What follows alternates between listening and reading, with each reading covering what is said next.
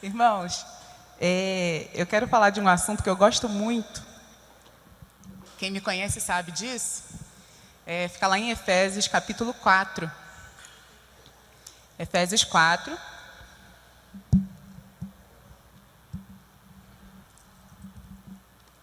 Vamos ler a partir do versículo 1.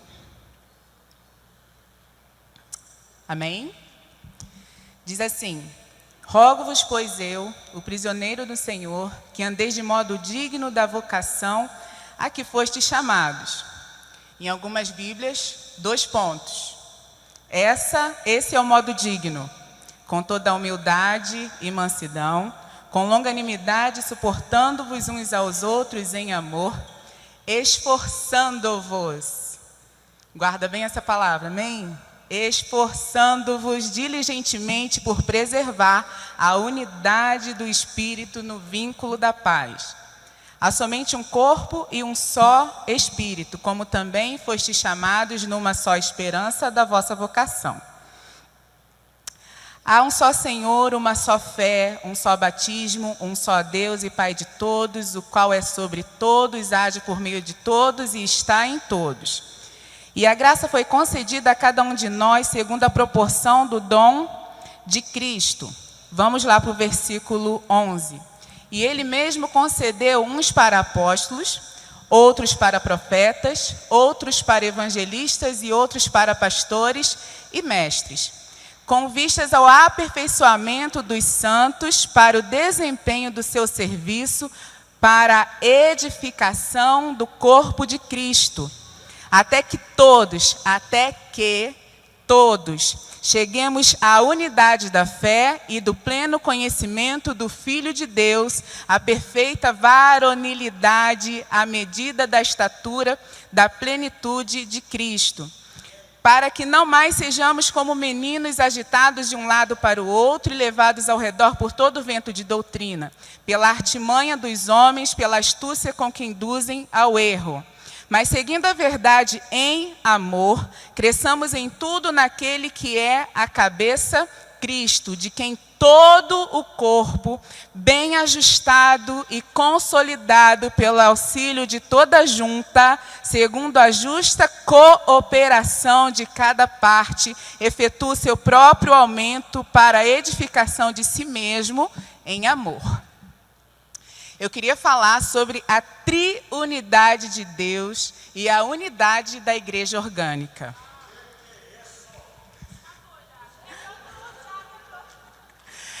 Eu queria falar sobre 3 eventos, para a gente entender um pouco essa dinâmica, o que Deus quis nos ensinar ao longo de toda a história e que nós temos falhado um pouco sobre isso. Eu queria falar sobre a criação do homem. Todos nós estamos cansados de ouvir falar sobre isso. E é até um assunto que a gente acha que sabe muito sobre, né? É o que mais se fala, um dos assuntos que mais se fala em Vida no Espírito é sobre a queda do homem lá no Éden, para entendermos como chegamos aqui. Quando Deus criou o homem, nós estamos falando do Deus na figura do Criador, o Deus Criador. E ele então cria Adão, tadinho, que fica lá sozinho, né? A única pessoa com quem ele podia falar era só Deus. Essa era a figura que ele tinha para ele conversar. Nossa, Deus falava com Adão todos os dias e se comunicavam. Imagina se tivesse Deus à sua disposição em pessoa que eu digo em carne, falando com você e ministrando para você todos os dias. Assim era com Adão. A palavra diz que quando ele foi criado, ele era pó, barro, e num dado momento, Deus soprou nas suas narinas o fôlego de vida e ele passou a ser alma vivente. Amém? E ele então passa a existir. Ele passa a sentir, passa a viver e está ali diante dele a pessoa Deus. Para ele se comunicar, falar, interagir e ter unidade também. E aí num belo dia Deus cria Eva, olha que bom, né? E ele cria uma comunidade de 2 pessoas, mais uma, 3, né? E num belo dia, eles entram em unidade com uma motivação errada. Nem sempre a unidade vai nos levar para um bom caminho. se nós estivermos unidos num propósito errado ou para um propósito certo com a motivação errada. Então, Adão se une com Eva ali num propósito errado, num propósito errado e com a motivação errada. E por que eles fizeram isso? Porque houve a queda? Porque houve desobediência. E o que gerou a desobediência? A soberba do coração deles. Eles ansiavam por conhecimento. E por causa desse anseio, dessa soberba, eu disse essa semana que a soberba é a mãe da desobediência. E às vezes nós não entendemos a raiz do porquê desobedecemos. Desobedecemos porque somos soberbos. Não ouvimos a voz de seja lá quem for, irmãos, do nosso pastor, do nosso pai, da nossa mãe, e a gente desobedece porque tem soberba no nosso coração. Nós não conseguimos nos submeter. Foi isso que aconteceu com eles. Eles se ensoberbeceram, desobedeceram. Isso é muito claro. Deus deu uma ordem para eles, não comam. Eles foram lá e comeram. Daí acontece a ruptura da unidade do espírito do homem com o espírito de Deus, que são as partes homogêneas de ambos. O homem se liga a Deus através da sua parte chamada espírito. Mas bem, nós sabemos que o nosso Deus, ele é Pai, Deus Filho e Deus Espírito Santo. Mas Adão não tinha esse modelo. Adão tinha o modelo do Deus Criador. Ele não tinha esse conhecimento. E como se busca algo que não se conhece? Que unidade é essa? O primeiro evento foi falho. Eles falharam em 2. Eram só 2, irmãos. Eles falharam. Eles não conseguiram ter unidade com a coisa certa. Então, cuidado com o que, para o que você se une com alguém. Cuidado. Talvez você possa estar achando que você está indo pelo caminho bom. Cuidado com quem você se une. Qual é o propósito dessa unidade? Unidade havia. E aí começa a divisão da primeira igreja na terra. E aí começa a se manifestar a obra da carne. Olha só. Eva vai lá e faz. Adão assina embaixo e come o fruto. Quando Deus descobre, o que Adão diz? A mulher que tu me deste. Ninguém faz isso aqui não, né? É todo mundo maduro para assumir aquilo que faz, né? Todo mundo. Isso não acontece aqui. Você entendeu onde termina uma unidade para o propósito errado? Tudo que começa em desobediência, ainda que você imagine que está te levando para um bom caminho, vai terminar mal, irmãos. E isso vai se manifestar dentro de pouco tempo. Não tem como fugir disso. Muito bem. E agora o que se faz? Existe a divisão entre o espírito do homem e o espírito de Deus. E começa a saga do homem para se reconciliar com o seu Criador. E daí a descendência começa. Mas Adão continua sem referência. E todos os outros depois dele também continuaram sem referência, sem um modelo de unidade perfeito para seguir. E eu queria falar sobre um outro evento que aconteceu. Veja, em Gênesis 11, nos conta a história sobre a Torre de Babel. O capítulo começa muito bonito, dizendo o seguinte: todos na terra inteira falavam a mesma linguagem e todo mundo se entendia. Aí a soberba entra de novo no coração. Se toda a terra falava a mesma linguagem, por que é tão difícil nós sentarmos e nos entendermos se falamos a mesma linguagem? Eles falavam a mesma linguagem, a palavra clara diz que era toda a terra. Mas eles, por algum motivo, e eu creio que eles não se entendiam muito bem, mesmo falando o mesmo idioma, eles desejaram, aquele grupo, criar uma torre. A soberba, mais uma vez, entrou no seu coração e a soberba precede a queda. Então, eles intentam criar uma cidade, não era só uma torre, era uma cidade, eles queriam fechar, eles queriam sitiar, para que eles não se espalhassem na terra. E a palavra ainda diz que eles dizem: vamos tornar o nosso nome célebre. Irmãos, quando falamos uma mesma linguagem, porém, de novo, a motivação do nosso coração está errada. Ele vai descer, mais uma vez. A palavra nos diz que ali, falando mais uma vez dessa triunidade, mas não manifesta ainda na terra, eles descem. A palavra diz exatamente isso. Desçamos e confundamos a língua deles. Você vê, não estava tudo bom? Por que a gente não usa essa unidade de linguagem para buscarmos os propósitos ideais do coração de Deus? Mas nós vamos para lugares que a nossa soberba nos leva. Mesmo falando uma mesma linguagem. Eles queriam chegar bem próximos do céu. O propósito no coração deles, o entendimento deles era até bom. Vamos fazer bem alto para chegarmos próximos de Deus. Esse era o intento. Porém, no seu coração havia soberba. Então, não adianta ter uma mesma linguagem se o seu coração está transbordando de soberba. A unidade, mais uma vez, fez com que aquele grupo falhasse. A unidade para um propósito errado. E a história continua, mais uma vez. Os anos se passam e eu penso que o sonho do coração de Deus era mostrar esse modelo. Era dar um propósito com a motivação correta e um modelo para que fosse seguido. Até que Jesus vem. É lindo ele, né? Até que Jesus vem e anda na terra, com toda simplicidade e humildade, anda no meio dos homens.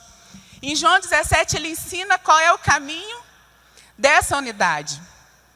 Mas até aí, então, se manifesta o Filho, a segunda pessoa dessa triunidade. O Filho. Mas Jesus ensina para eles como deveria ser. Ali num discurso explicando que o Espírito da verdade viria. E o Espírito é para nos revelar que unidade é essa também. Que modelo é esse? Ele diz o que deveria acontecer. Que ele fosse um neles, em nós, o Pai nele, para que eles fossem aperfeiçoados em unidade.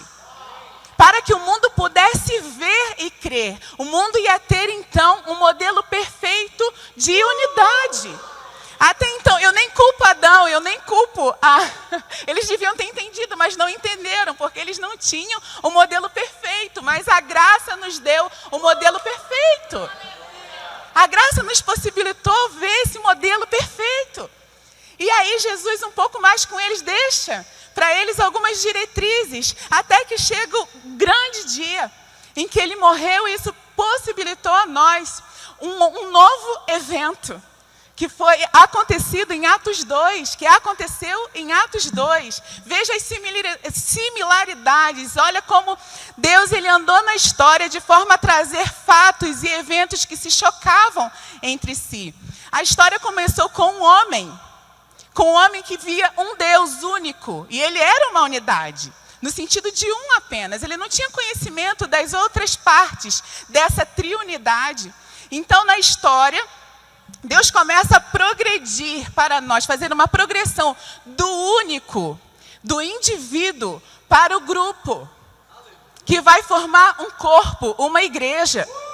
Então, ele vem de Adão sozinho, cria mais uma, existe uma falha na unidade, a história vai andando, percorrendo, ele levanta pessoas, homens, tribos que também não entenderam, houve divisão entre as tribos, eles não entenderam, até que Jesus se manifesta, morre, e aí, com a sua ida para o Pai, veja que eles tiveram papéis distintos na terra. Deus pisou na terra para criar. Depois veio o Filho para salvar. E o Espírito para nos direcionar. Para nos encher, para nos preparar para algo vindouro, para o futuro.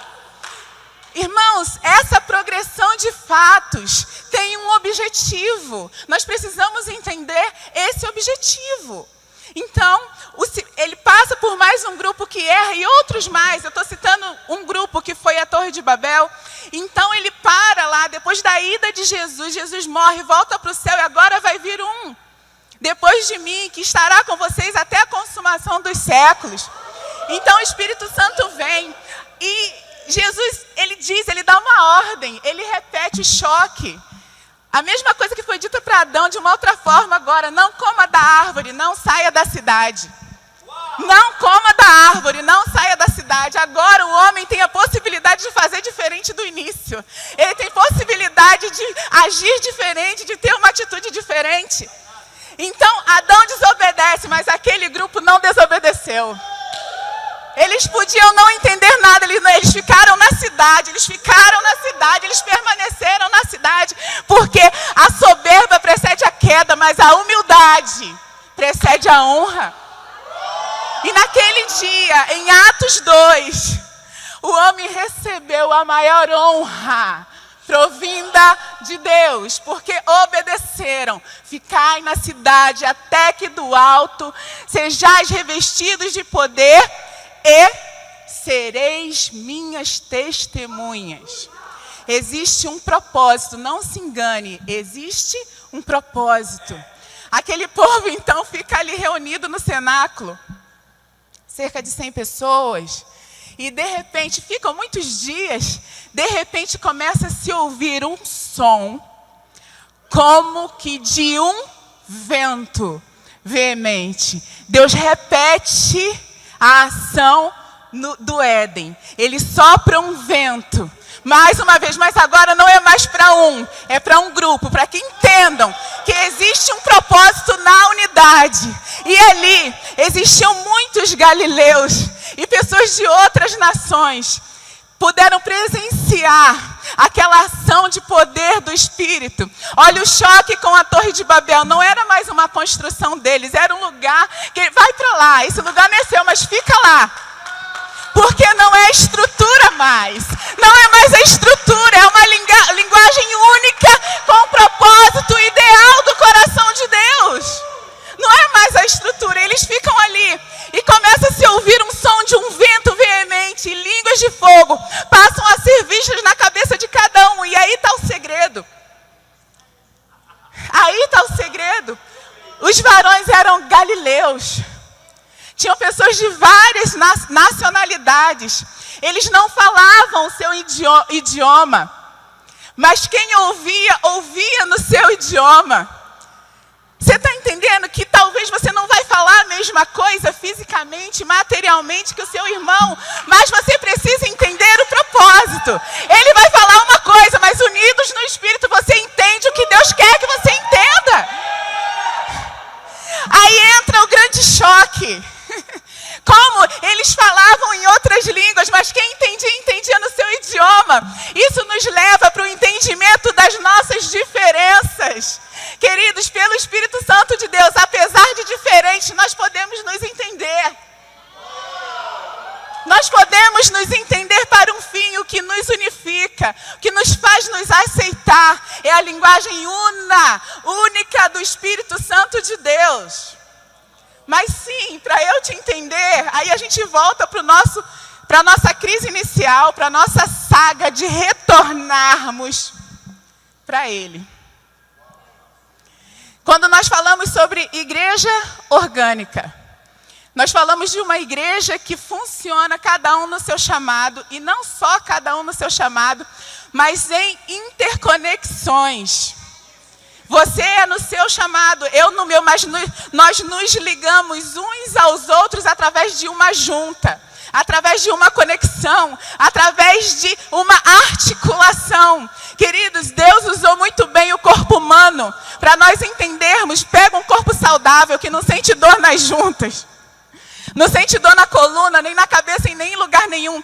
Esse deve ser o corpo de Cristo na terra.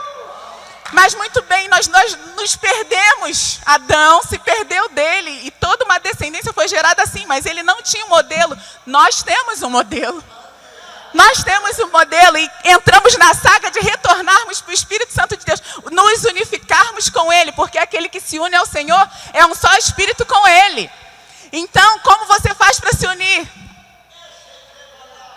Leitura da palavra, meditação da palavra, confissão da palavra, adoração e louvor, jejum, oração e línguas. Eu queria muito entrar nesse assunto, mas não dá, né? Vocês quase não ouvem falar sobre isso.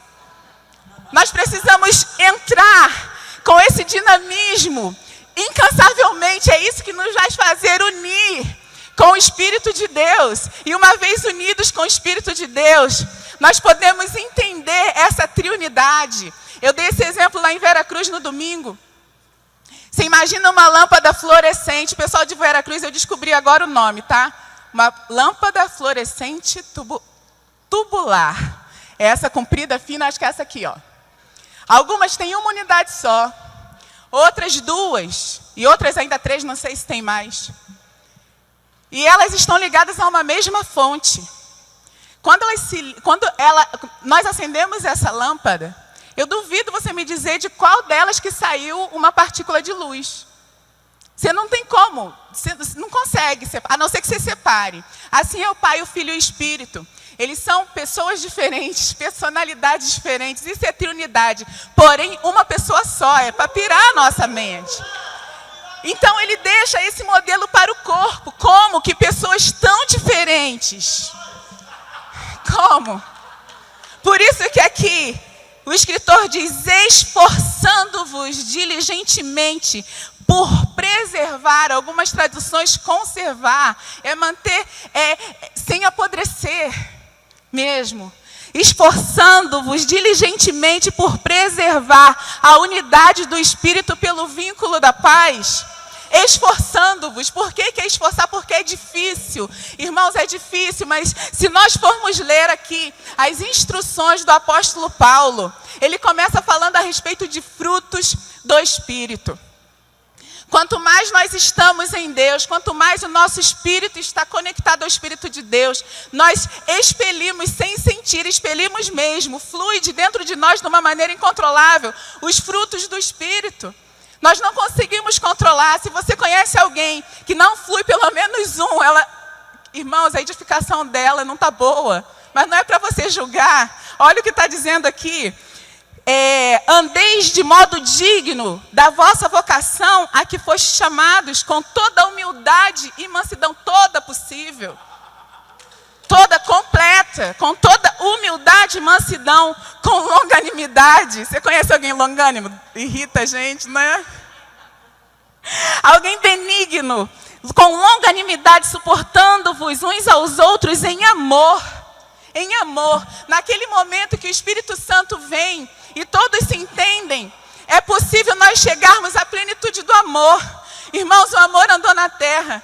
Em 1 Coríntios 13 diz assim, que quando vier o que é perfeito, então nós conheceremos como somos conhecidos. Mas deixa eu te dizer, o perfeito já veio. O que é perfeito já veio. E isso, quanto mais vamos em direção a Ele, através das práticas espirituais, vai ser possível conhecê-lo.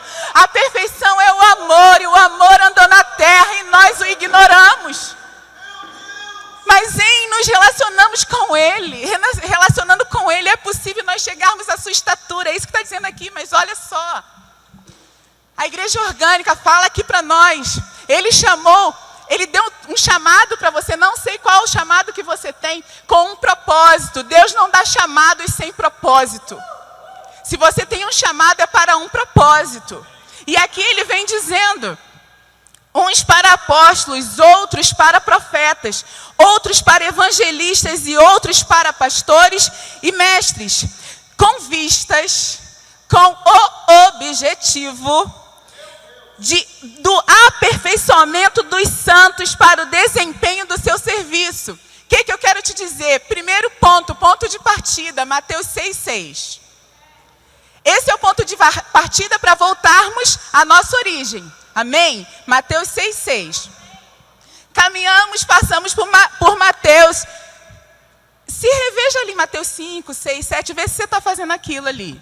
Tá? De ser igual a Ele, perdoar e tal, andar a segunda milha, essas coisas. O fim é nós aperfeiçoarmos o corpo de Cristo. O meu chamado é para ajudar os santos a se aperfeiçoarem para o seu serviço. Serviço de onde? Do corpo de Cristo. Porque eu sou pastora, ele é apóstolo, é pastor, para te ajudar. Uma vez edificado, em Mateus 6,6, a minha edificação pessoal, agora eu saio e ajudo a edificar o corpo de Cristo. É aperfeiçoamento dos santos, olha só, está aqui. Para o desempenho do seu serviço, para a edificação do corpo de Cristo. Nós estamos falando de duas edificações, a pessoal e a para o corpo. Na medida em que eu me edifico pessoalmente lá no meu quarto, eu saio também para edificar o corpo de Cristo. Pronto. Tem um objetivo, com vistas a com vistas ao aperfeiçoamento dos santos para desempenho do seu serviço, para a edificação do corpo de Cristo, até que, eu vou fazer isso até que cheguemos à unidade da fé. Nós podemos chegar num só lugar em fé. Nós podemos chegar.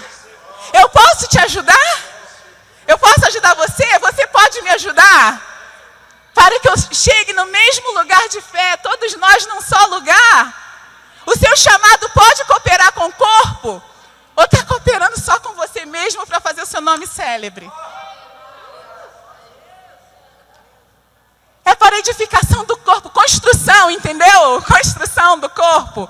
Até que todos chegamos à unidade, não só a unidade da fé. Primeiro tem que ter fé, depois pleno conhecimento do Filho de Deus, a perfeita estatura de Cristo. Quem sabe eu não possa te ajudar? Aquilo que você tem dúvida. Para que é o meu ministério, irmãos? Em nome de Jesus, para quê? Então, cada um desses, olha aqui, vou terminar nesse minuto. Mas seguindo a verdade em amor, cresçamos em tudo, naquilo que é a cabeça, Cristo. Cresçamos em tudo nele, de quem todo o corpo, bem ajustado e consolidado pelo auxílio de quê? Toda junta. O que é junta? Aquela mesmo que você corta lá do frango, que você quer acertar certinho, não tem? É isso que une as partes do nosso corpo. É igual, é aqui. Junta daqui, junta do joelho, articulações, juntas que conectam órgãos. Que junta é essa? Revestindo-vos, pois, de entranhas de misericórdia, benignidade, humildade, mansidão, longanimidade, suportando-vos uns aos outros, perdoando-vos uns aos outros, revesti-vos sobre tudo isto de amor, que é o elo perfeito, que é o vínculo perfeito, que une perfeitamente todas as coisas. O amor une perfeitamente todas as coisas. Então ele vai nos unir, irmão. Se não estamos unidos, está faltando amor. O amor é paciente. O amor não suspeita mal. O amor não se alegra com a injustiça, mas se alegra com a verdade. Repete consigo mesmo e com Deus: o amor não suspeita mal, o amor não suspeita mal, o amor não suspeita mal. O amor não suspeita mal, o amor não se porta com inconveniência. O amor, o amor, o amor. A pele é o maior órgão do nosso corpo. A pele é um órgão, o maior do nosso corpo. Revesti-vos, pois, de amor. Sobre todas essas coisas, o amor não está só nas juntas, mas além de unir os órgãos, os membros perfeitamente, ele cobre o corpo de Cristo. E se o corpo de Cristo estiver coberto de amor, em nome de Jesus, ande nu. Se o corpo de Cristo estiver revestido de amor, em nome de Jesus, ande nu.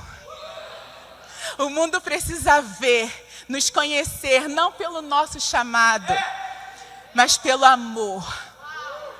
Todo chamado, o mundo precisa nos conhecer, não pelo nosso chamado, mas pelo amor. Todo chamado precisa operar no amor. Senão você não vai ter compromisso com pessoas. O grande amor do Pai são pessoas, isso tem um propósito. Mateus 6,6, para voltar para a origem. Obedecer à voz do Pai para ser revestido desse poder do Espírito. E o fim dessa caminhada é: ide por todo mundo e pregai o Evangelho a toda criatura. Como missionário, não sei, irmão, mas com vida precisa ser. Isso é para todos nós. Mateus 6,6 passa pela obediência de Atos 2. A última orientação de Jesus na terra foi: Mateus 6,6, nossa, foi a primeira, irmão. É a origem. Você voltar é lá mesmo. Mateus 6,6, se esconder, secreto, se unir com Ele, para você entender. Quando unidos com o Espírito, nós entendemos a unidade. A última ordem de Jesus para a terra não foi você se edificar individualmente. Isso foi lá o início. Isso não é o fim, é o princípio. Qual é o fim? Ide por todo o mundo e pregai o evangelho a toda criatura. Deixa eu explico. Ide por todo mundo como missionário? Talvez não. Todos nós somos missionários em potencial, dentro da nossa casa, na escola, na rua. Onde você precisa andar nu, revestido de amor. Se você está revestido de amor, ande nu para todo mundo ver. As pessoas precisam ver esse amor na sua vida. E assim, desse jeito, o mundo vai crer na unidade. O avivamento, eu já falei isso aqui, o avivamento só virá através de uma unidade do corpo de Cristo. O modelo está na triunidade de Deus, Pai, Filho e Espírito. Eles entenderam o que era cada um ser uma pessoa diferente, mas eram um. Isso é a coisa mais louca que tem. É isso aí. Assim Ele nos ensina. É diferente do seu irmão, mas somos um. O segredo não está na estrutura, está na linguagem. Uma linguagem com uma motivação correta, com origem no Espírito Santo de Deus. Se originou lá, nós não só vamos falar as mesmas coisas, ter as mesmas revelações, mas vamos caminhar no mesmo propósito para atingir um fim proveitoso para o reino. Isso é manifestação dos filhos de Deus. Isso é a manifestação dos filhos de Deus. Existe um modelo a ser seguido. Seguindo esse modelo, não tem como errar. Se errar, perdoai-vos uns aos outros. Nós vamos errar, irmãos. Errou, pede perdão logo. Assume, não bota a culpa no irmão igual o Adão fez. Assume, porque só assume quem é maduro, irmãos. Só assume quem é maduro. Por isso ele disse aqui, terminou. Mas seguindo a verdade em amor, cresçamos em tudo naquilo que é a cabeça, de quem todo o corpo bem ajustado e consolidado pelo auxílio de toda junta. Amor. Toda junta. É o amor que ajusta, é o amor que une. Segundo a justa cooperação. Nós vamos operar juntos. A cooperação de cada parte efetua o seu próprio aumento, crescimento para edificação de si mesmo em amor. Amor está para tudo quanto é lado, né? Para que não sejamos como meninos, levados por qualquer vento de doutrina. Tudo começa com Ele, tudo termina nele.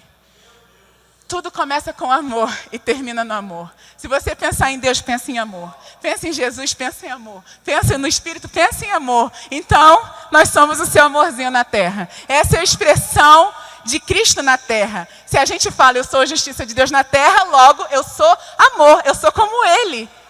Eu ouço, eu perdoo, eu ando um pouco mais, eu lavo os pés. Eu lavo os pés. Quem é maduro não se importa em lavar os pés, em reconhecer a autoridade. Jesus deu uma pausa na comunhão. Na última ceia, ele parou a ceia e foi lavar os pés dos discípulos. E quando ele foi lavar, ele deu um exemplo para nós de humildade. Mas ele disse o seguinte: não é o discípulo maior do que o seu mestre. Ele queria dizer que, mesmo lavando os pés de vocês, eu ainda sou o mestre. Não existe problema em servir. Aquele que é maduro entende que mesmo servindo, ele continua sendo quem é. Pronto. Amém? Amém.